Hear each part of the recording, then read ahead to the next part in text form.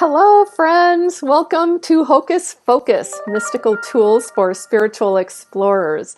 I'm Megan Round, healer, energist, and founder of Mystical Mashup.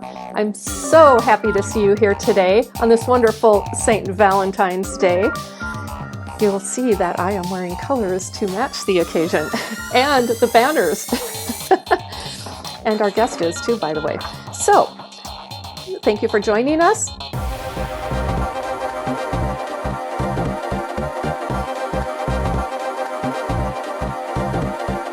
Today's guest resides with her husband, Tom, in my neck of the woods of Minneapolis, Minnesota. She is a writer, poet, convener, consultant, and thoughtful collaborator. She's co-founder of Scribble River, which is a forum for self-discovery through writing in an atmosphere of camaraderie and trust. And she's also co-founder of Achala, which stands for After Caregiving Harm, a Loving Approach. She holds a Master of Arts degree from Metropolitan State University, where she studied love, and she has a Bachelor's of Arts in Psychology from the University of Minnesota. We've been friends for some years now, and several years ago, I was fortunate enough to hear her presentation on a model she had just developed as a part of her master's thesis on love, which has stayed with me ever since. It's quite powerful and, in my view, incredibly helpful in better understanding what many consider to be a mysterious, faceted, and at times magical topic. Please show her the love by giving a warm welcome to Cynthia Wold. Hello, Cindy. Wow, thank you, Megan. Thank you so much for inviting me. What a wonderful introduction. Glad to be here. It's my pleasure, and I really have had you in mind for this show since before the show was actually a show. So, it's like, oh, I really want to get Cindy on here. So I'm so happy that you accepted my invitation, and I'm really excited to talk about this lovely topic. Well, I am honored and glad to be here. Well, what I wanted to start with, we have a lot of information that we wanted to cover, but what I really would like to understand more and have the viewers hear is your story, what I'm calling now your love story. How did you come across this topic? How did you decide you wanted to study it as a part of your master's program? Well, my interest in love started a long time ago. And I've been married a couple of times and I've been in relationships, and I often I felt that love was, a feeling that I had, that I might have it, I might not have it. And when I really got interested in love as a practice, it was the result of a series of events. I had a great relationship with my second ex-husband's parents, who were very religious, and even though I am not religious myself, they were so accepting of me and kind to me, and even after my husband and I split up, we maintained a loving friendship. And when my former mother-in-law died, I remember having a conversation with my former father-in-law, and I asked him about his religious beliefs, and I asked him, what is it that makes a good person? I mean, what is it? Is there something in the Bible that is instructive? And he said, it all boils down to one thing: love each other. Everything else is insignificant. And at the time I thought, well, that's stupid. I just thought, how can that be? Because it's not something you can control. It's not something, I either feel it or I don't feel it. And I loved feeling confused. Like, what really is it? And I had been questioning love because of past relationships where I noticed that people who claim to love you often would treat you in ways that were really unloving, or seemed unloving.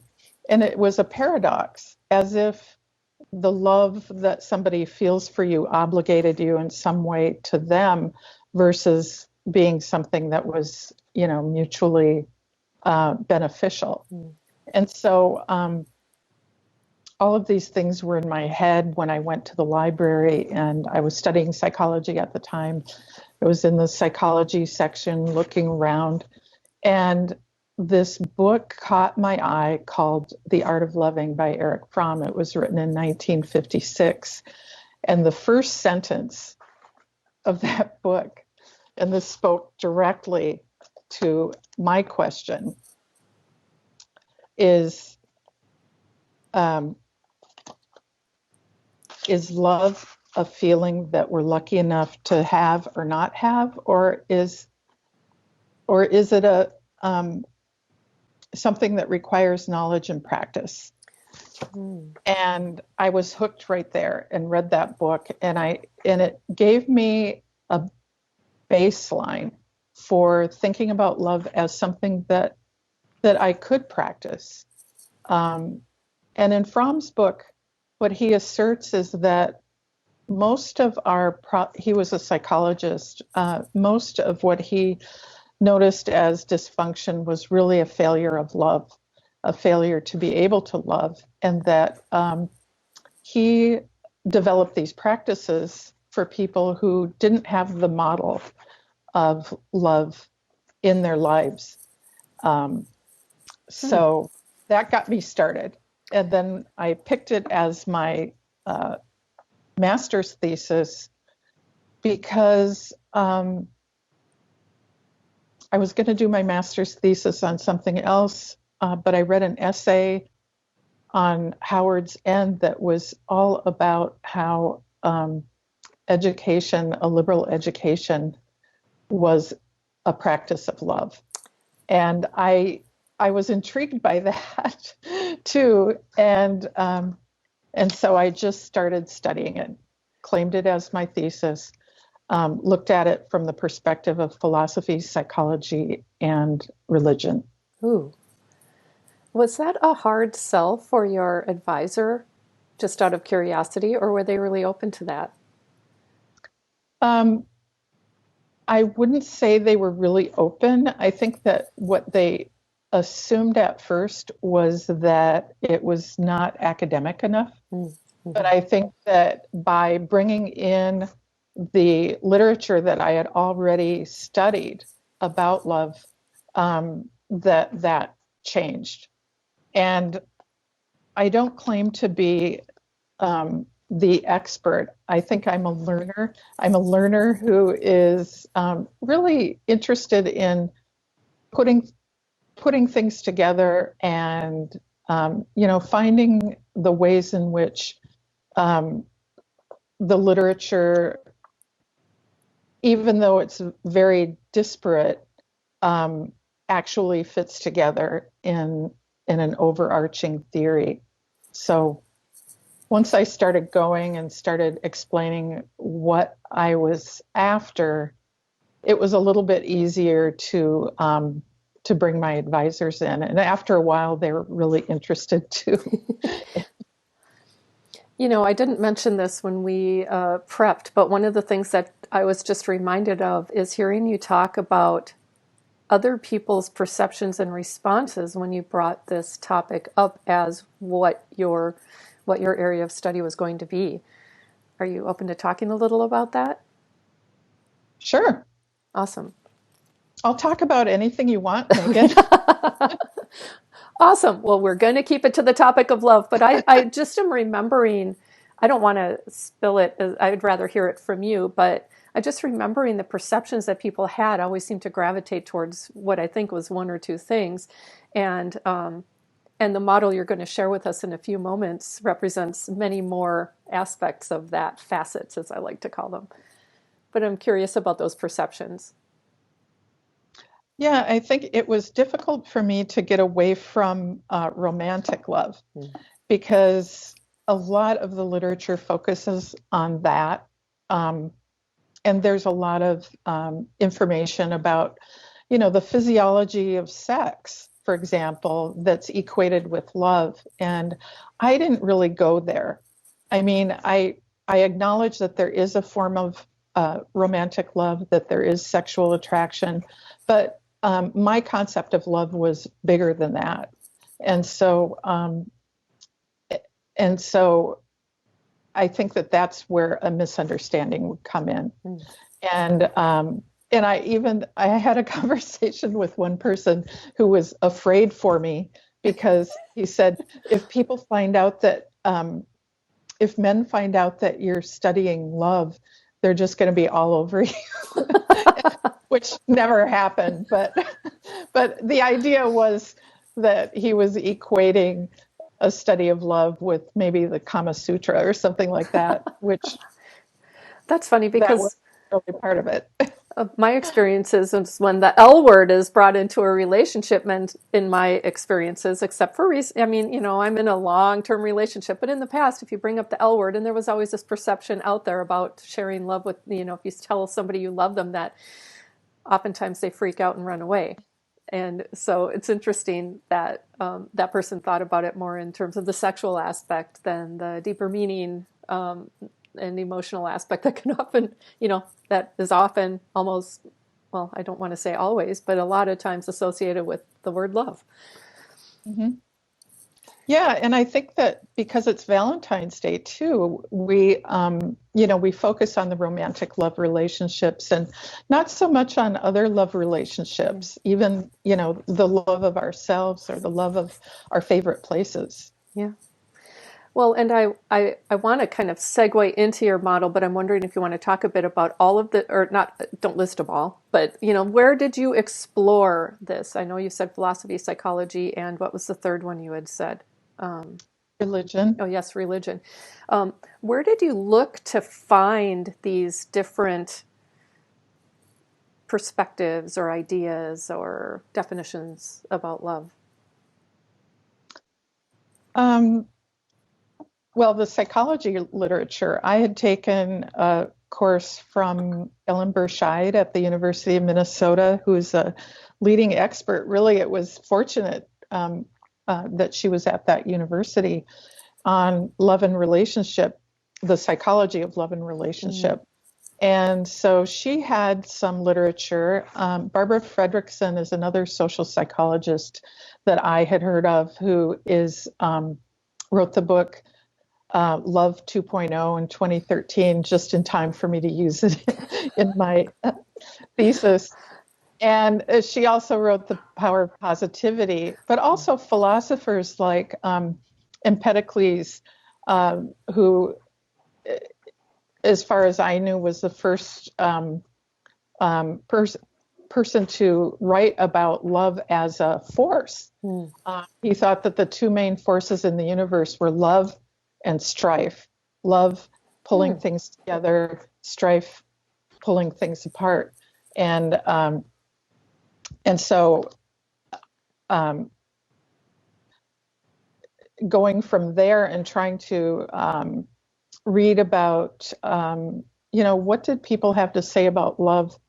I went to Plato's symposium when a bunch of men, are praising love. And at first I didn't really see the value in that particular piece of literature, but then it became a cornerstone after looking at it more closely, because it brings in all of these diverse perspectives, and it doesn't come to a conclusion, but it really lays out the problem in a kind of a very beautiful storytelling way of how we can get confused about what exactly we're talking about when we talk about love. And then there's also fiction. I brought in a work of fiction by Raymond Carver, What We Talk About When We Talk About Love. And then also, I told you about my father-in-law and what he said about his religious practice, that it's all about love each other. And I think that's a common theme across religious practices is to love each other. Mm. Um, and I think it's helpful for us to know what that means. Yeah, I would agree. I have found that word, and there are many words in the English language. That's the only language I speak, but there are many words where there are so many different contexts and facets to them that, but we're not necessarily taught to explore that. It's instead like one overarching word to represent multiple things, but in a way that isn't always conscious. So, that I love, this pencil, which I do, by the way, Yeah, is totally different than how I love my husband and father, or husband, father, mother, sisters, daughter, pets. They're just completely different, yet we use the same word. I'm going to have a coffee later today, and I am going to love that too, but totally right. different. Yet it's used so often to represent all different elements of. I mean, I don't even know that the emotion is the same. It's similar, but not necessarily, the love I have for my family is way different than the love I have for a pencil or coffee. And so, Right. wide spectrum there.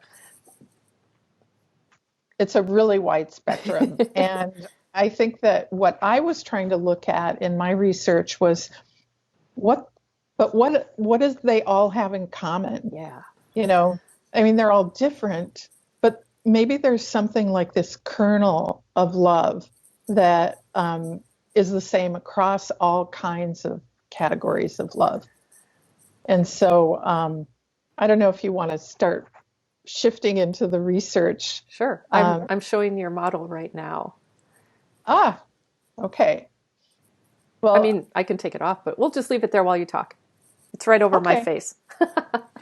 Well, what I started to realize when I looked at all of these different pieces of literature was that there were three patterns that kind of emerged. When people talk about love, one of the patterns is continuum.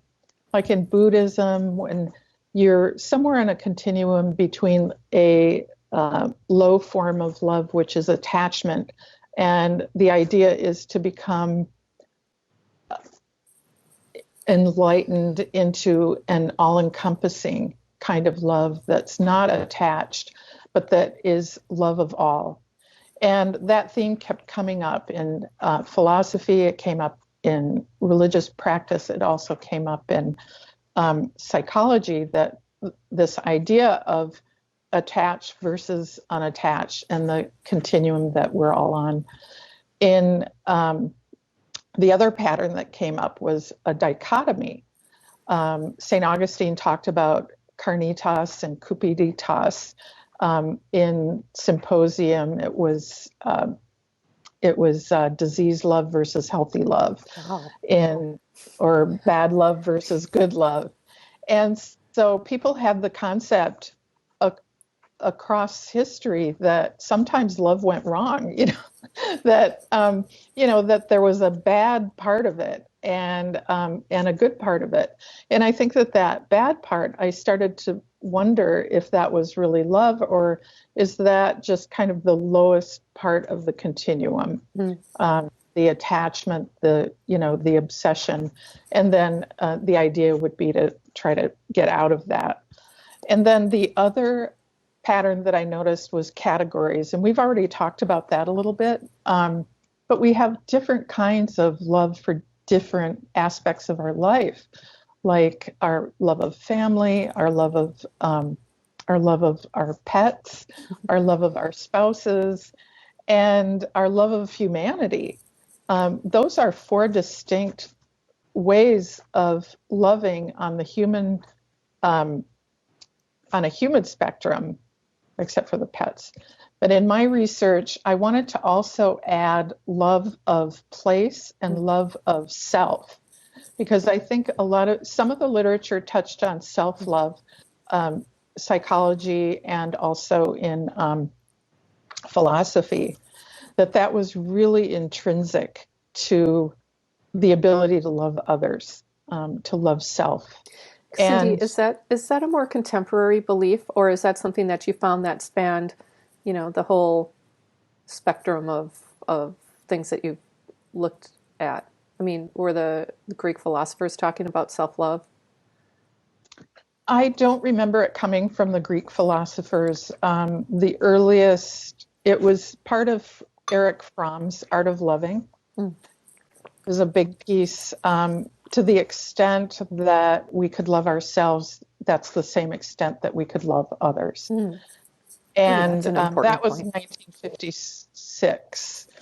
And so it could be a more contemporary thinking, but it also came up in Frankfurt's Reasons of Love, where he's very academic about it, but he comes to the conclusion that it's imperative to have this self-love in order to have the kind of goodwill and loving attitude toward others. And so I put that in my model.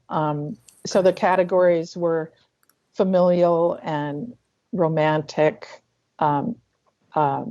compassionate, and friendship.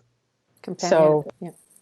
Companionate. And then I also added self-love and nature love.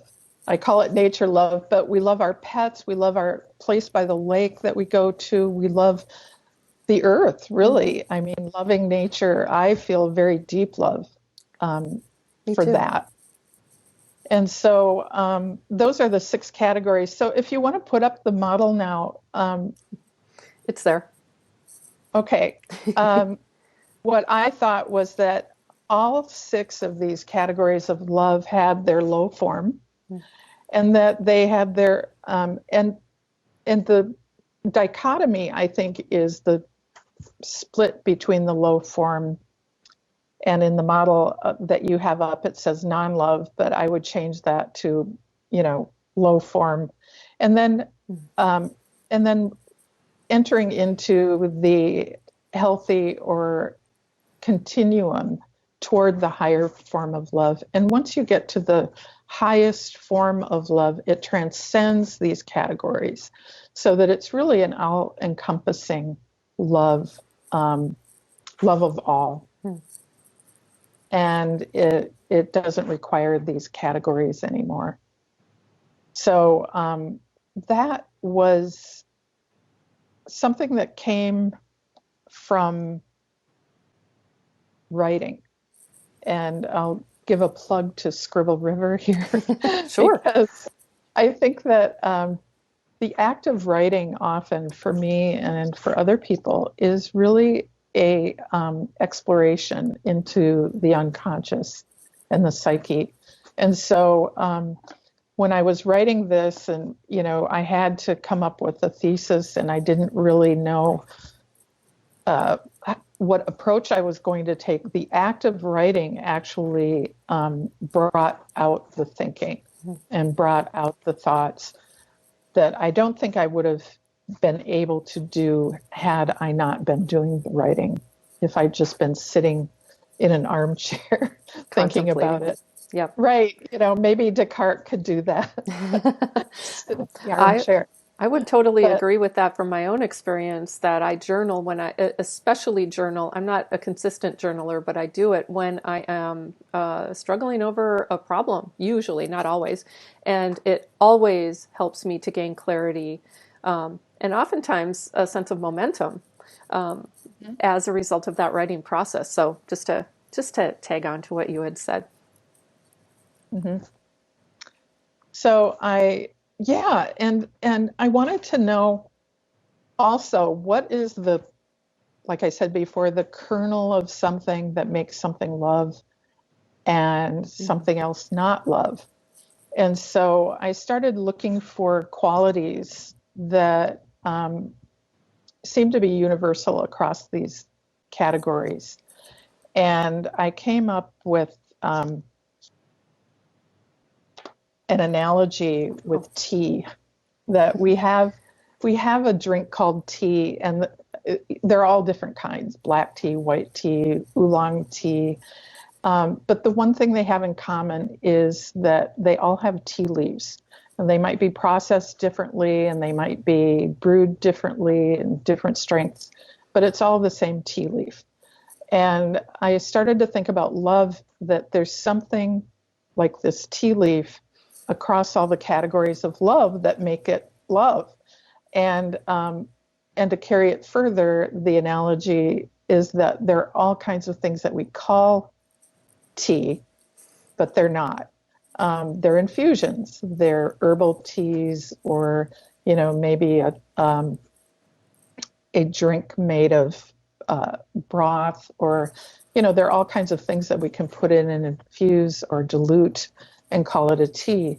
But if it doesn't have a tea leaf, it's not really tea. And I thought there are all kinds of things that we might call love, but maybe they don't have the qualities that make something really love. So I went on to try to identify 5, and I did identify 5 things. I don't know if this is correct, but I think for me, it's endured so far. And those qualities are, I think you have a graphic for that. Yeah, I don't. I thought I had that one put up, but I don't. I might be able to pull it up while you're talking. So let's just see. Well, I'll just say what they are. The features I came up with were connection.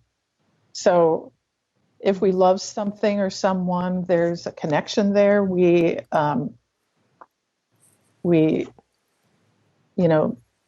there's an object of our love. Even if it's self-love, we're the object of our love.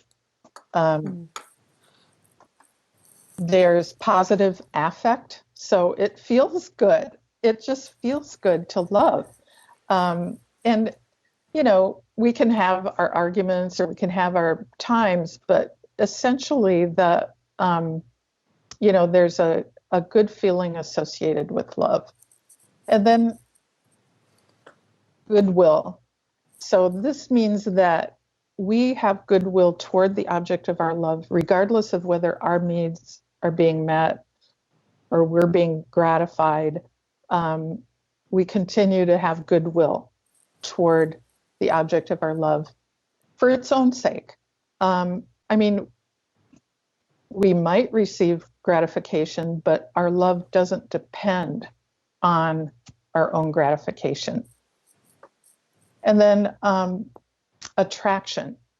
So we want to be in proximity to our loved one. And in this age of technology, we have the opportunity to be in proximity even when we're thousands of miles apart. And it doesn't mean that we're obsessed with each other. It just means it's enjoyable and we like being together. Mm-hmm. Like I like being here together with you on our show. Same here. And the 5th is curiosity. Like we're interested. We're just interested. Even if it's my pet or the place by the lake that I love to go, look around and, I'm interested in, whether there's a good growing medium for the grass, or whether there's a shade, or maybe that plant looks a little sick. Maybe I'd like to see what's wrong, or just luxuriate in the wonder of it all. And so I think that we show curiosity by being interested and not just using the object as a reflection of ourselves. I know that happens all the time, that we do reflect each other, but just having an interest and curiosity. So those were the 5 things. And I thought that it was interesting because my husband, when I was fleshing this out, and he's such a great person to talk to about this stuff because he's a philosophy professor, and he immediately sees inconsistencies. And he said, well, those 5 things, there's a problem with that. I don't think I love my students, but I have all of those, I'm curious, I want to be in proximity, I'm goodwill, attraction, good feeling. And I said, well, maybe you do love your students. And I think that, often we think that we have to be enamored and have this kind of oogie fight or flight um, kind of intensity going on in order to really be in love or really love. And I would like to say that a weak tea counts and a strong infusion does not count. So I was I going think to that, say with coffee, then it wouldn't necessarily fall into that category, especially when I think about goodwill. I really do not have the best interest of my coffee in mind when I'm drinking it. In fact, it's rather destructive in that way. And ah, so I think that, and there's probably some other things, but I do, there's an attraction and there is a connection in a way, but not necessarily between the coffee and me. I mean, the coffee isn't feeling the connection most likely. And if it is, it would probably, want to run away instead of be ingested. So I'm just thinking maybe there's a different way, like I enjoy coffee instead of using the word love. But that's not where you're going. I just wanted to add that maybe I don't yeah. love coffee in that sense. Well, I'm okay with using the language, and I use it all the time. I love, I love my dinner. I love this dessert. I love, the things that I consume. And I think it's all part of the love of life. Mm, Um, just the love of nature. We're sensory creatures, and there are things that delight us all over yeah, the place. And so I kind of put that in the category of, um, the delights of the universe okay, contributing just to have to write my that down. well-being. I love that. And I do. Very cool. Now, did you want me to show that drawing that you had made? Oh, yes. Okay. So last Valentine's Day, I was thinking about making Valentines, and I had in my head that, there's so many different kinds of love, and there's so many um, different intensities of love. And so I just started making these overlapping hearts and coloring them in. And I thought, what a great metaphor for, just the many facets and categories and ways in which we love each other, love the universe, love our our world, and oh, there it is. And I just I don't know. I thought it was a good metaphor for the many loves. Oh, I think it is too. It's the more I look at it, it's got a lot of depth and the unity aspect, but also the differences really stand out with the colors and things. And so I really appreciate this visual to help describe that. Thanks. It was fun to do. It was, so if anybody's making Valentine's at home this afternoon, uh, you know, it's an easy thing to do, just a lot of different hearts overlapping, and then, just coloring in all the little pieces that overlap with each other. And while I was doing it, I was thinking about, oh, I love this and I love that and I love this person, I love that person. And, just really getting myself into a contemplation of love and all the different ways and kinds that it comes into play. Definitely. So, so you came up with this awesome model. You've recognized a number of different aspects of it and features. What have you done with it Well, since. How has it, that was how many years ago? It was a while ago, not a long time, but. Yeah, it was 2015.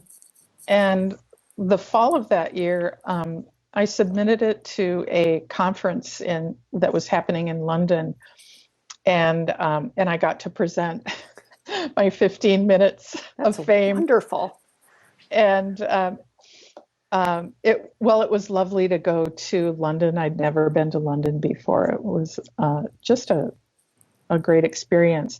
But since then, I've shared the model with a few groups. I have a 15-minute presentation, and I've have in the back of my mind that I'd like to expand on it and maybe do a non-academic book about it. But so far, it's on the shelf. It's on the shelf and shared privately, and now semi-publicly with you. How have you incorporated some of the things or all of the things that you've learned? Like this model, I'm going to pop it up again just to here. You've got what looks like a spectrum. It looks like there's something to strive, not in the, who said strife? Aristotle. No, I can't remember. Was it Aristotle? Oh. Yes. I blank on his name every time. You've mentioned it like 5 times, and I keep wanting to call him Euripides and stuff. But but it seems like there are, how has this changed your life, if at all? What have you done with it? How have you put it to use? I think it's made me more open to love, because I think that it can be a loaded word. Often people might get uncomfortable using it, thinking that it somehow obligates us in some way. But when I think about the model and the universality and the different intensities and ways that we love, it just makes me more comfortable loving my friends, loving my, associates, loving all kinds of things without feeling like I'm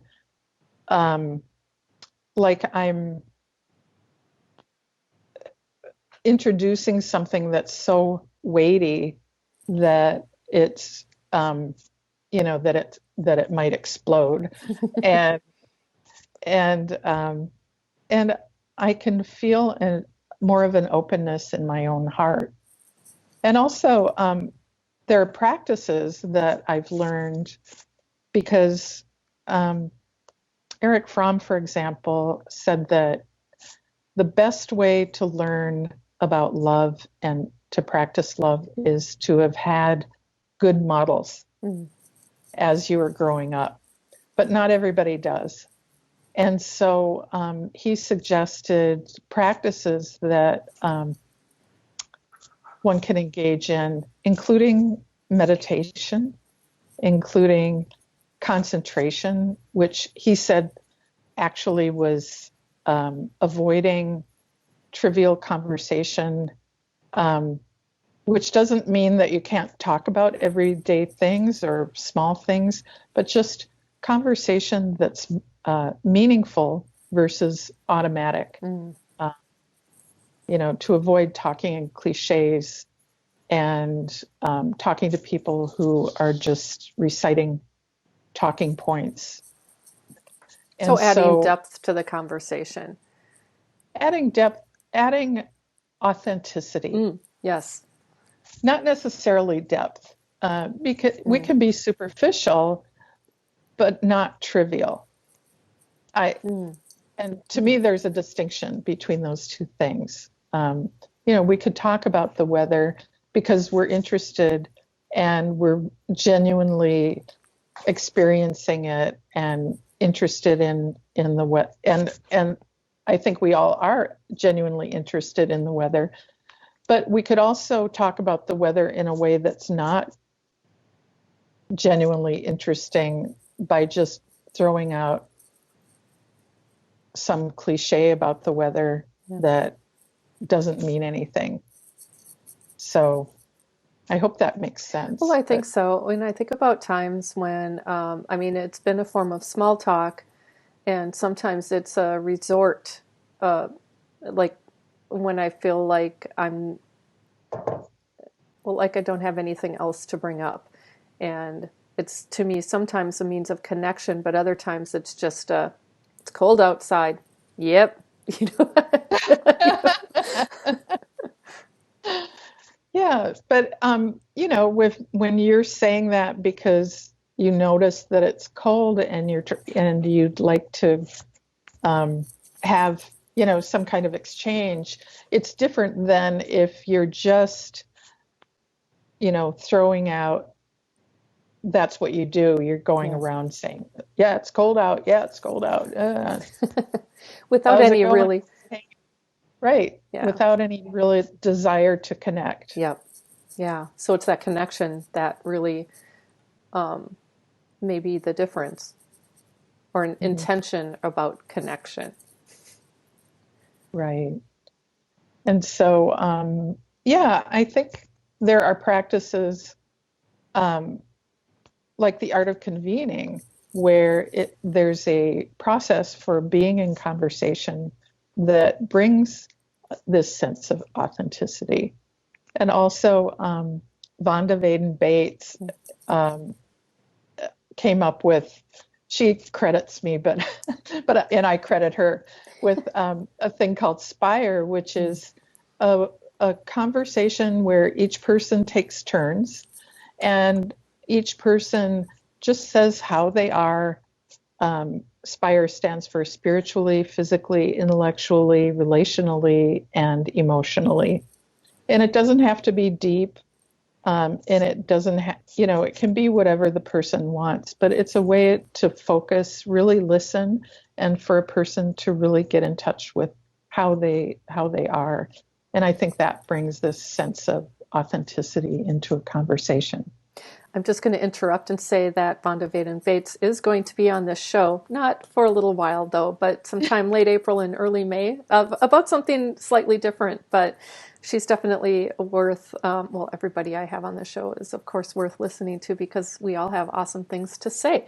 But she's somebody to keep an eye open for. The other thing about Spire, that was a challenge for me at first to really learn how to do that because a big part of it, when I'm having coffee with somebody and we're just talking and sharing how we are and things like that, it tends to be more conversational.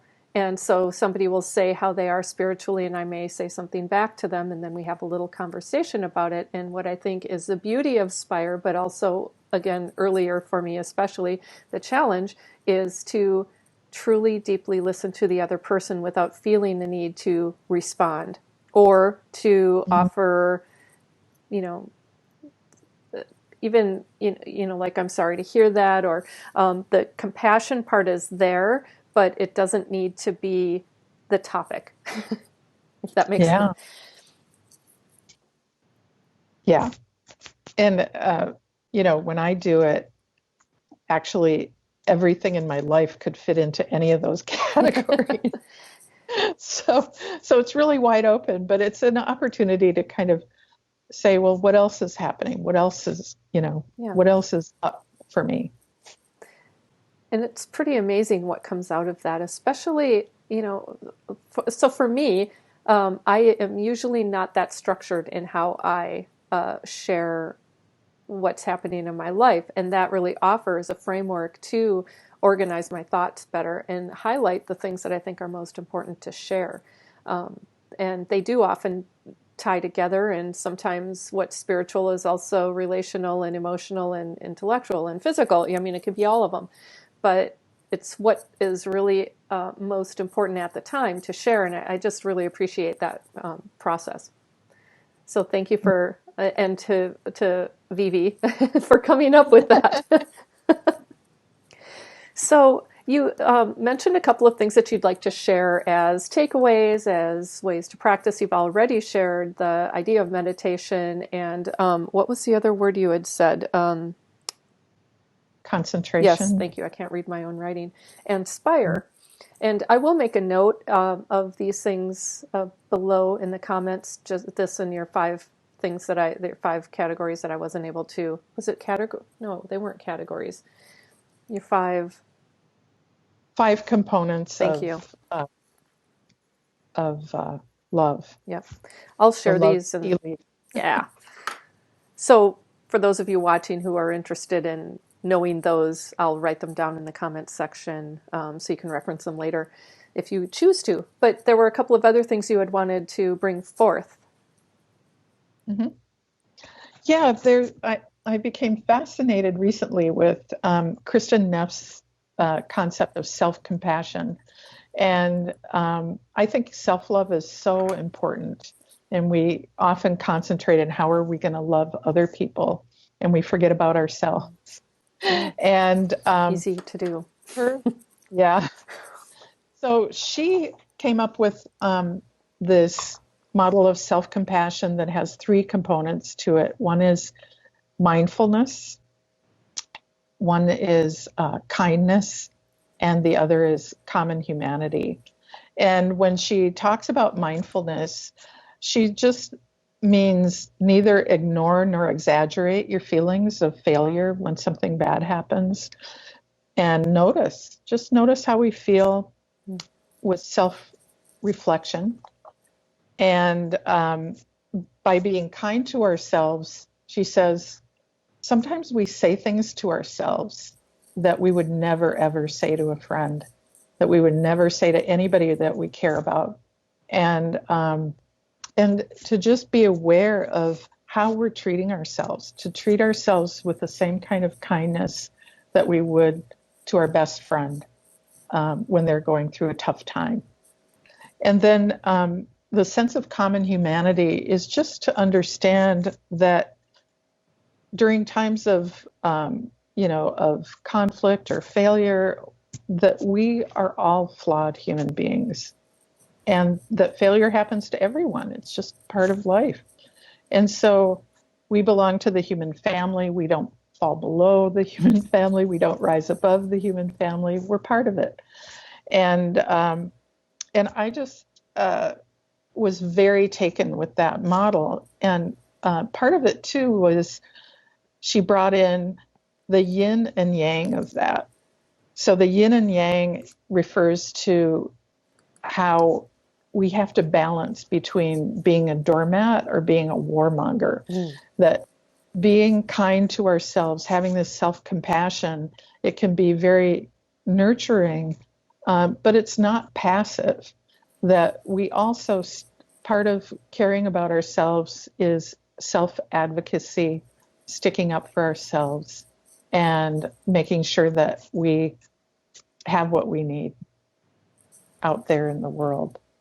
So I like to think about the both and that's what this really represents for me, because a lot of times things seem like they're either or, and I, it's either good or it's bad, or it's either about me or it's about them, or I'm caring for myself or I'm caring for another person. And the more I practice bringing it into the both and section, that I can care for myself and another person, the more balanced I feel personally, and the more joyful I end up being as a result. Mm-hmm. I agree. And but it takes some practice, because Yes, I it know does. my own voice, can be really cruel. Yeah.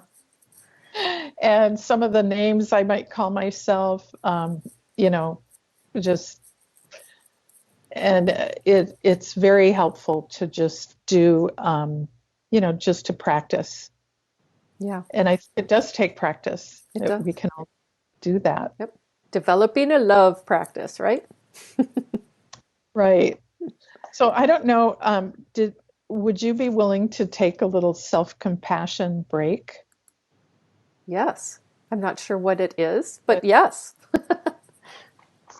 Well, it should just take a few minutes. Of course. And so just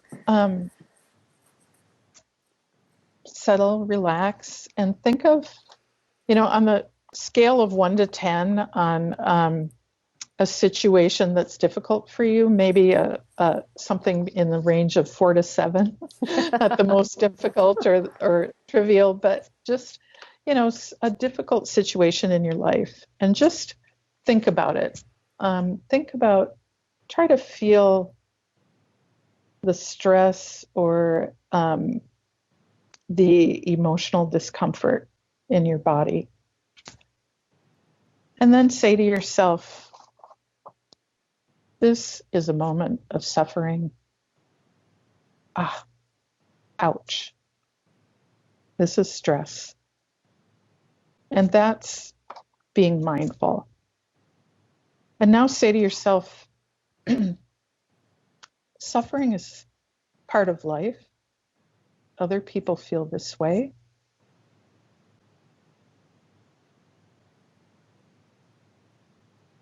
In our lives. And that's common humanity. And now put your hands over your heart and feel the warmth of your hand, the gentle touch of your hand on your chest, or whatever touch feels right in the moment. And say to yourself, may I be kind to myself.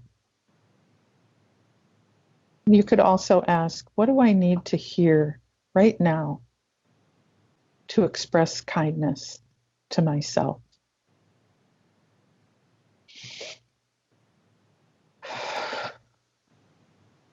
Take a deep breath. Whenever you're ready.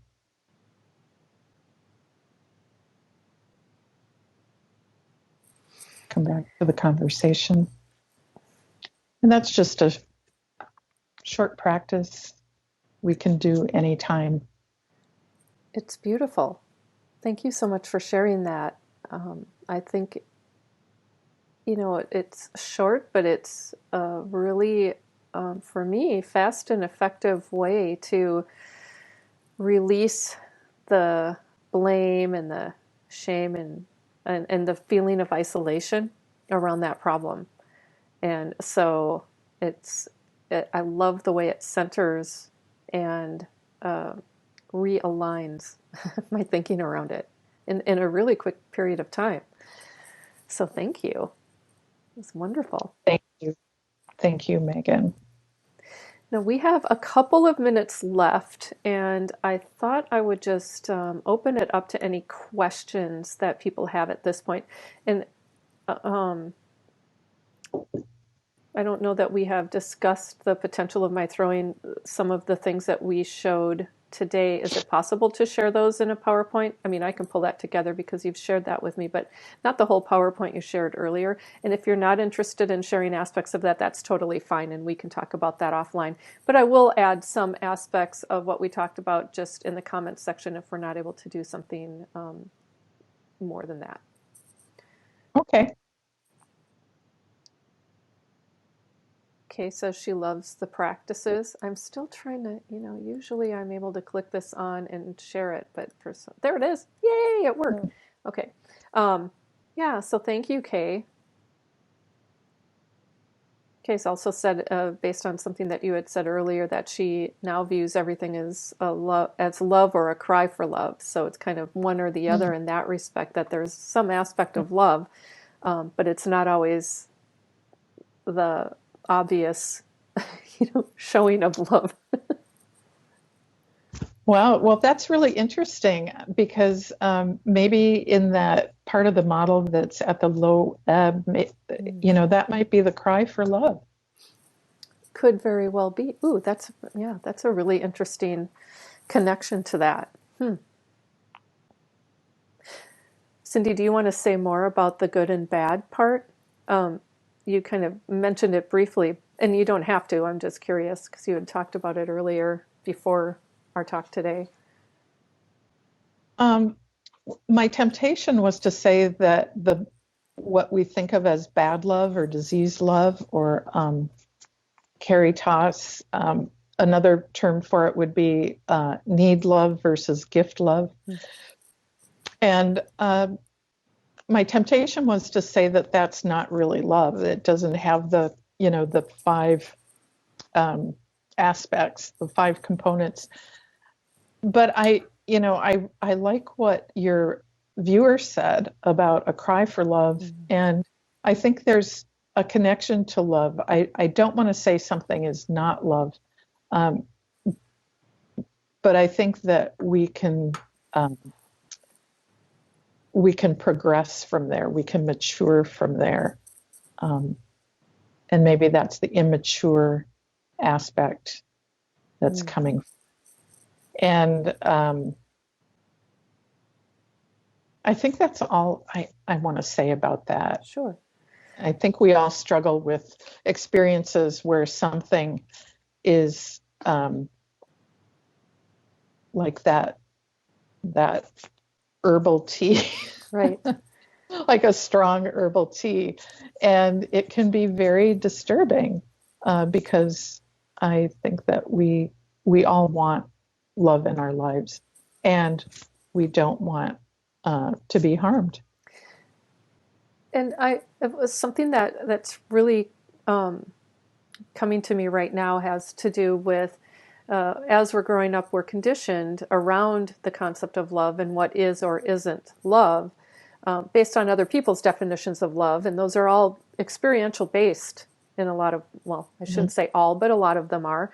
And that at some point, I had good models in one respect and then other not so good models around what love means, how it is expressed, how it should feel for me, and what and the give and take of it. And what I'm thinking now is that it's completely within our authority to rewrite our definition of love. It doesn't have to stay the way that we learned it, especially if the way we learned it is something where it doesn't fit with the different aspects that you've described. And I think that can be really empowering, because sometimes some of us have learned that love is giving to everybody else, because and that it may tie into worthiness issues, that everybody else deserves this kind of love, but I don't.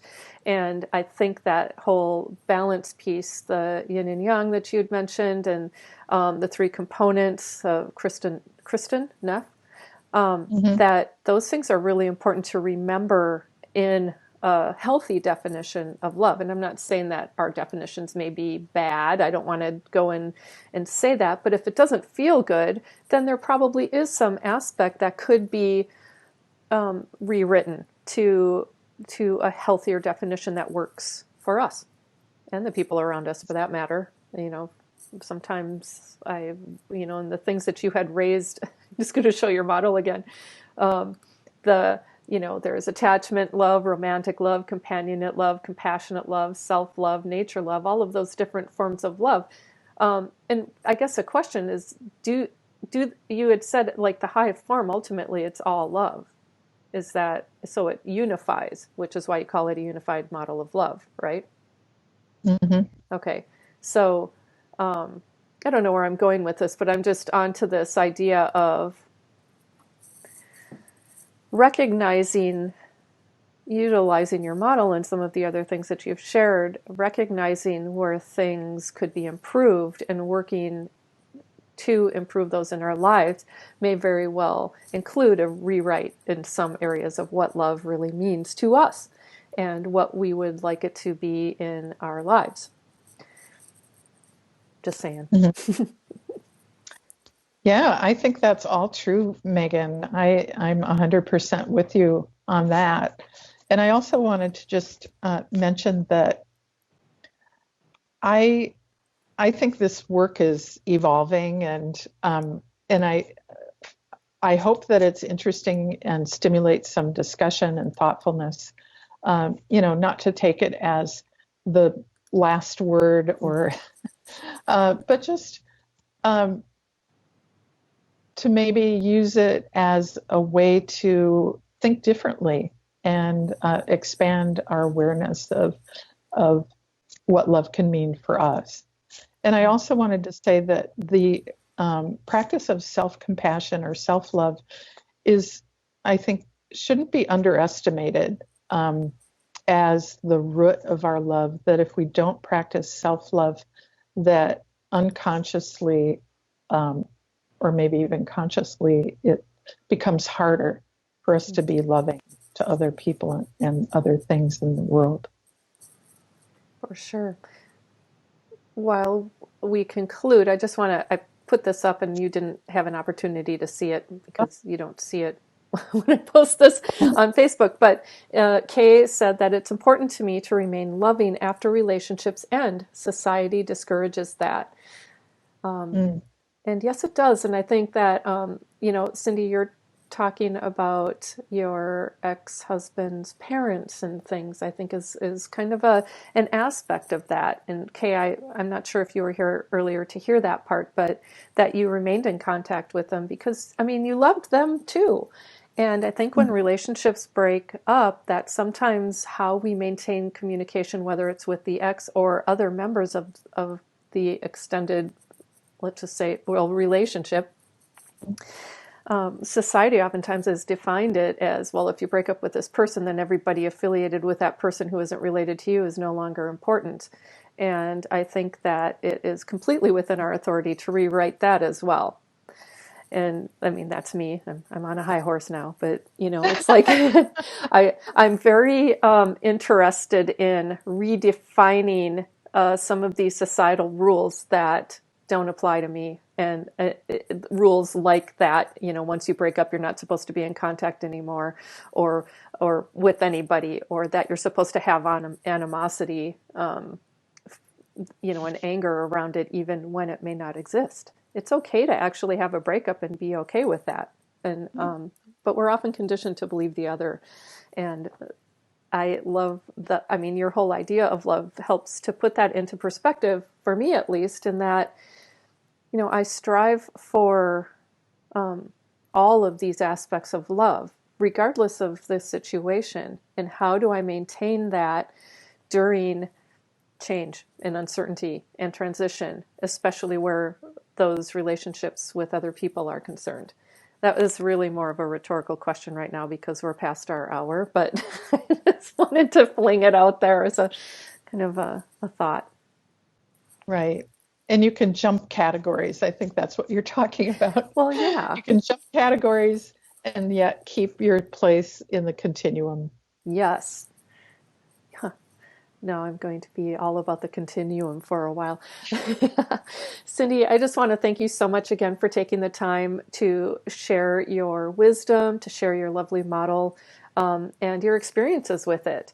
And the story of your love story. I just, that I love your story about this and how you came about, because I hear so many synchronicities in how you came about to study this, that I love the fact. I'm happy to hear that you followed those signs, and it's fascinating work, and I can't wait for the book that you said is shelved to come out. So as soon as it does, let me know. I'll promote it here.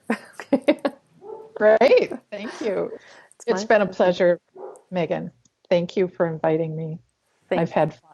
Good. I did too. And thanks to all of you who are watching, whether live during the replay. I am thrilled that you're here with us on this Valentine's Day, and let's spread the love. If you liked what you saw today, share it. Thanks again, Cindy. Thanks, everyone. And I will just sign off saying I love you all.